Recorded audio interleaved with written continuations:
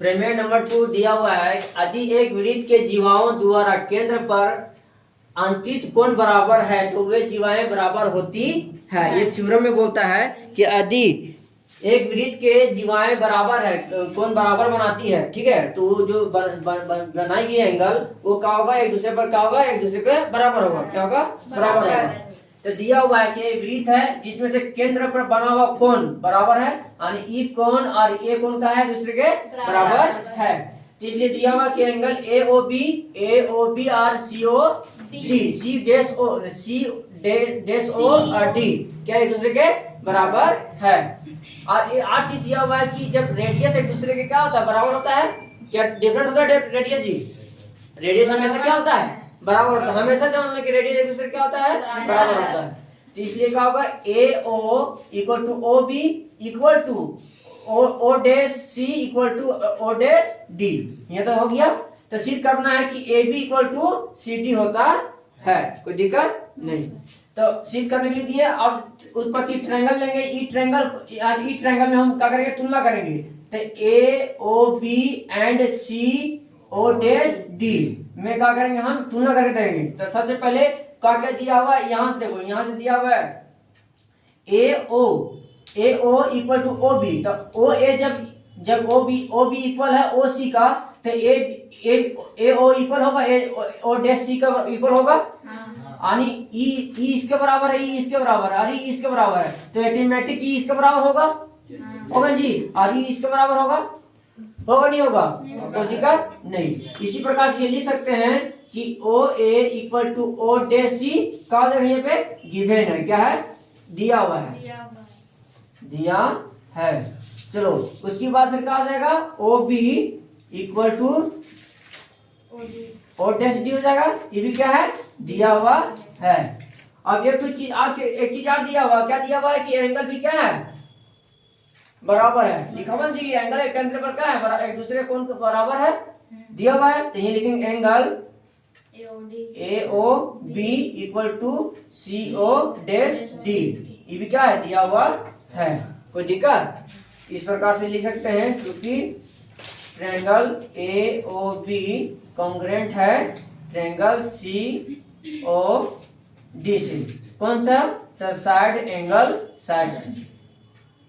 इस चूंकि सी पी नहीं, इसीलिए A B equal to C D C P C T से प्रूफ उतारो।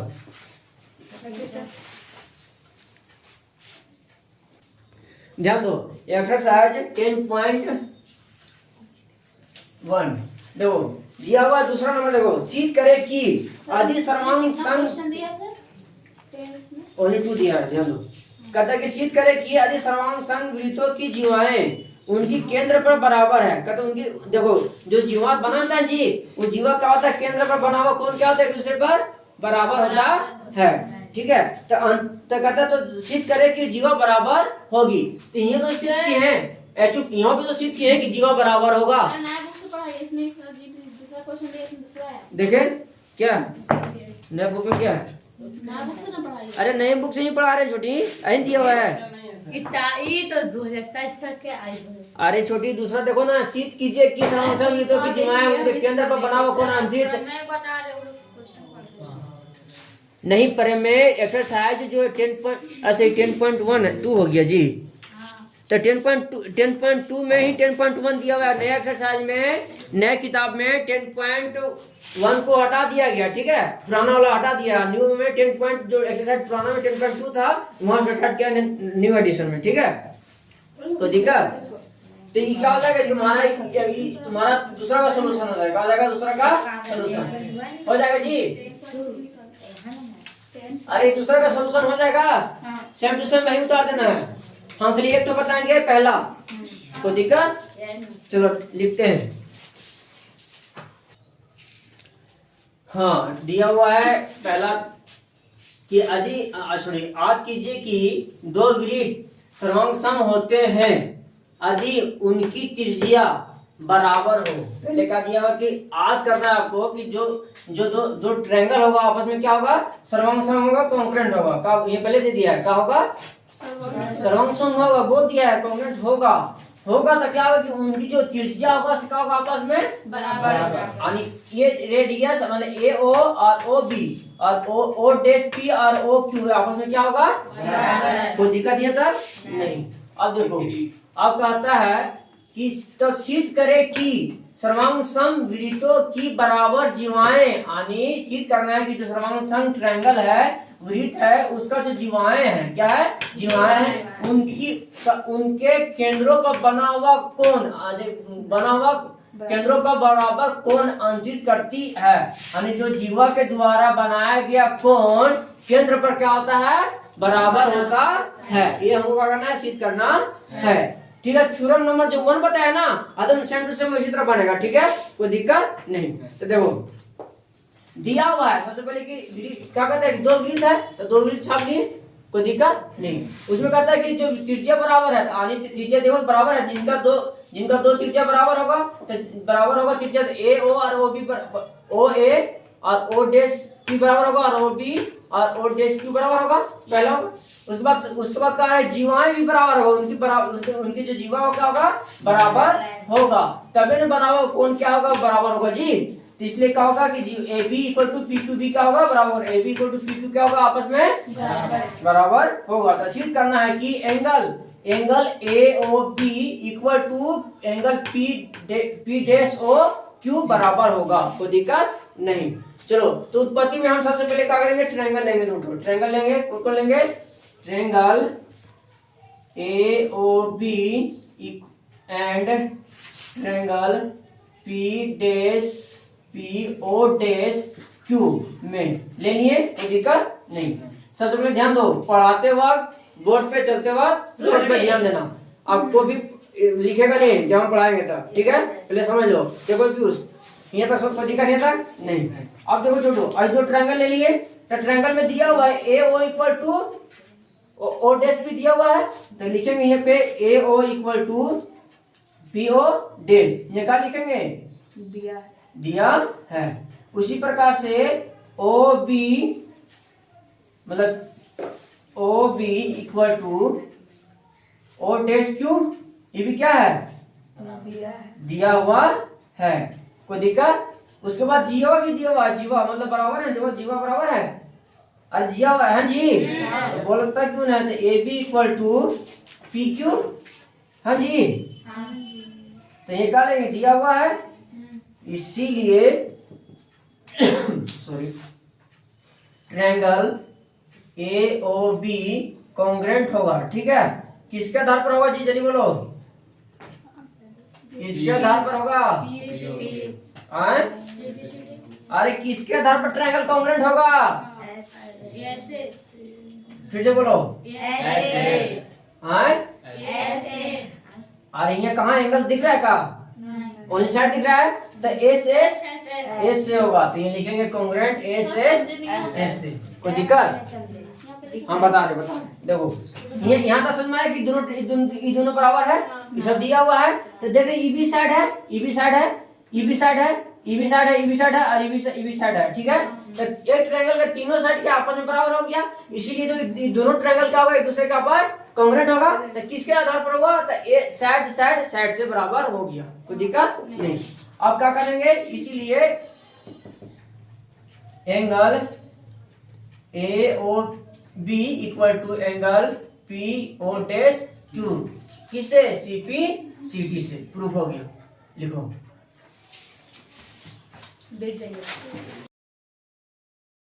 चलो थ्योरम नंबर 3 देखते हैं। लिखा हुआ थ्योरम 3 सरे में 3 कहता है एक वृत्त के केंद्र पर एक वृत्त के केंद्र से एक जीवा पर डाला गया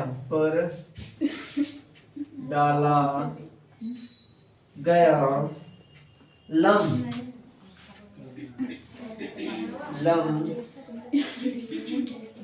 जीवा को द्विभाजित भाजित करता है।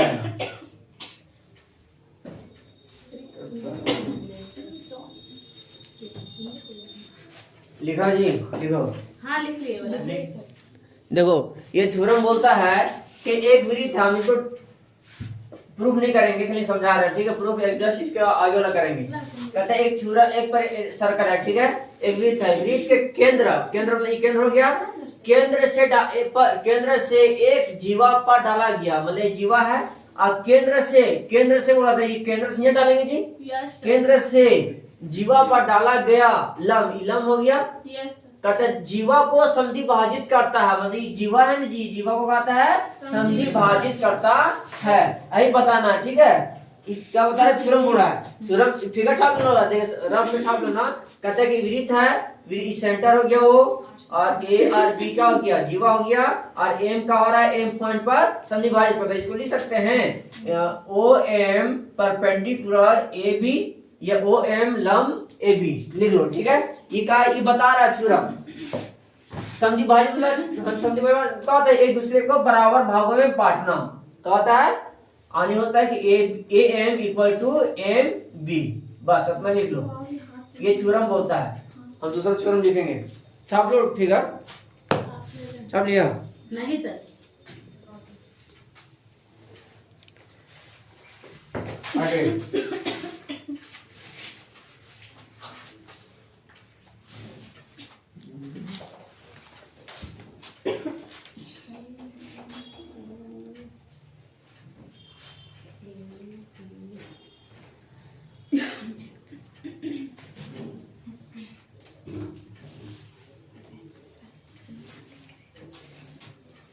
हो गया।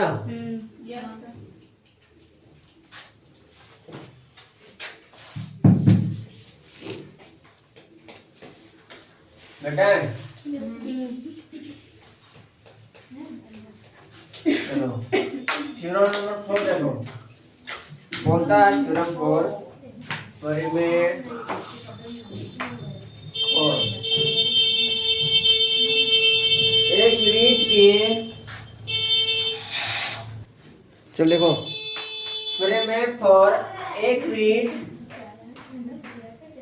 सर उसका आंसर उतना ही था? हाँ बस उतना ही था। आंसर उतना ही था? हाँ उसका आंसर ड्रो नहीं, उसको प्रूफ नहीं किया क्योंकि वो पहले थ्योरम था, ठीक है। हम अगला हर थ्योरम प्रूफ करेंगे तो आगे नहीं जा पाएंगे, ठीक है। तो कुछ थ्योरम नहीं प्रूफ किया उसको छोड़ देते हैं, जो प्रूफ करना रहेगा उसको प्रूफ करेंगे, ठीक है। चलो आगे थ्योरम लिखो। 4 नंबर, एक वृत्त के केंद्र से एक जीवा को समद्विभाजित करने के लिए खींची गई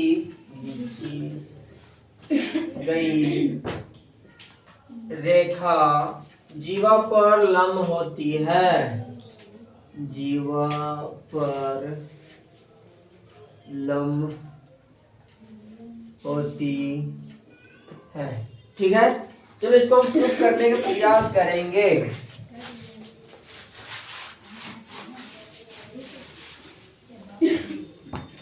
देखो छोटू, सबसे पहले समझना, थ्योरम समझ जाएगा तो समझो आधा समझ गया, ठीक है।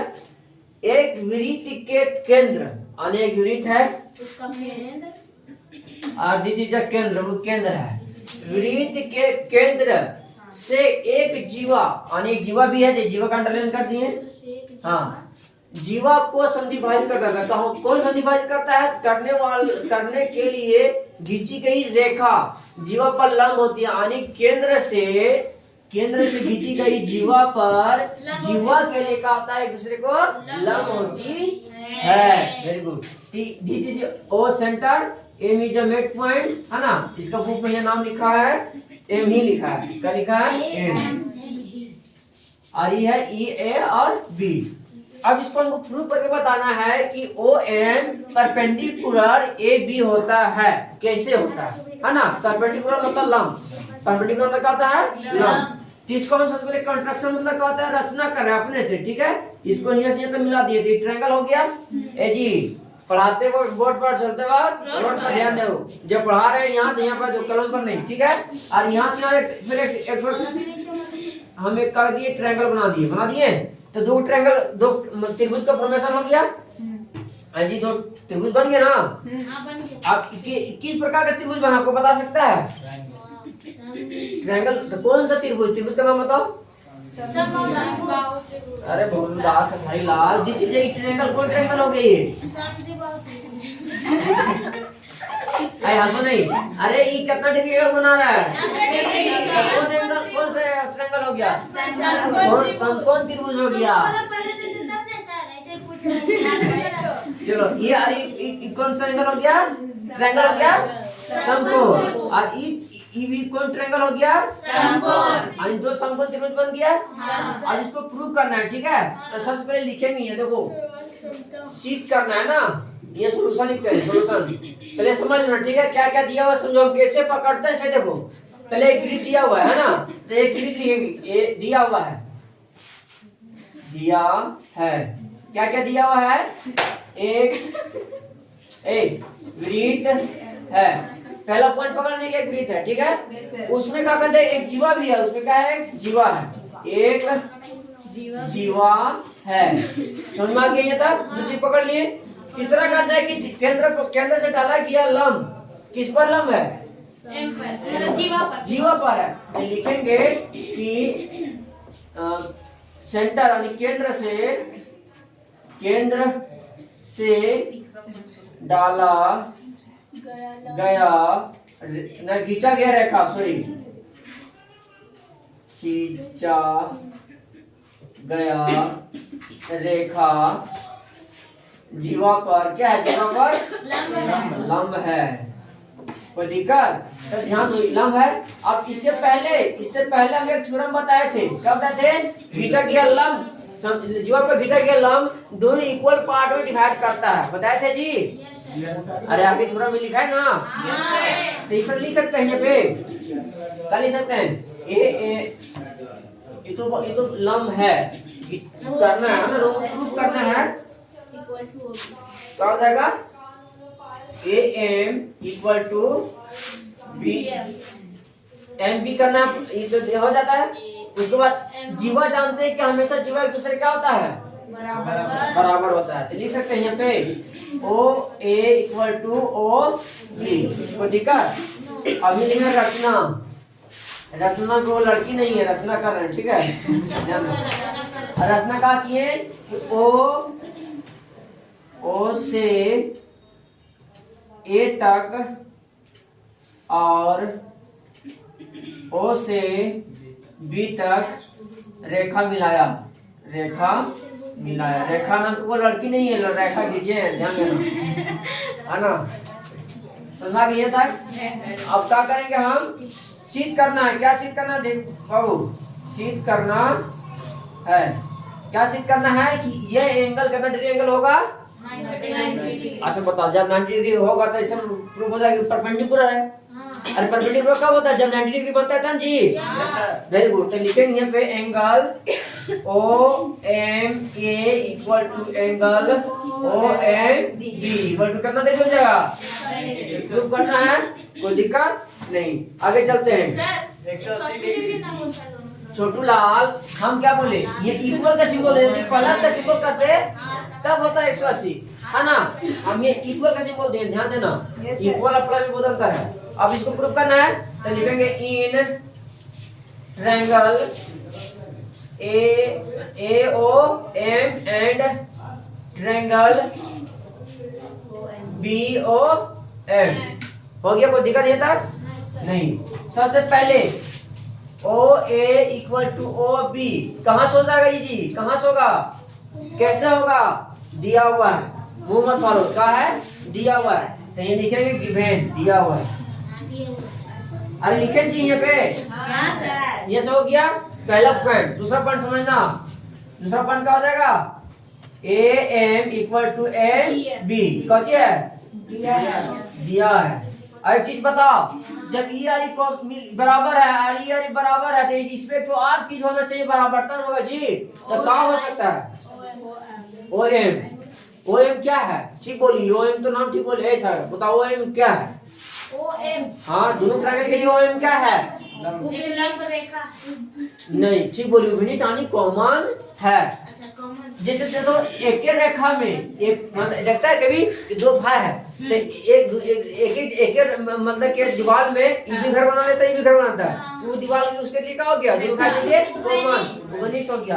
तो ये लिख सकते हैं O M equal to O M क्या लिखेंगे उभयनिष्ठ। तो हिंदी में लिख लेना, इंग्लिश में लिख देना कॉमन, कर देना है कॉमन कॉमन ठीक है कोई दिक्कत नहीं तो बता कौन तीनों के तीनों साइड है कि एंगल भी इसमें है तीनों का तीनों के साइड है किससे प्रूफ हो गया छोटू सिंडिकेट triangle A O M congruent triangle B O M किससे तो इसीलिए चूंकि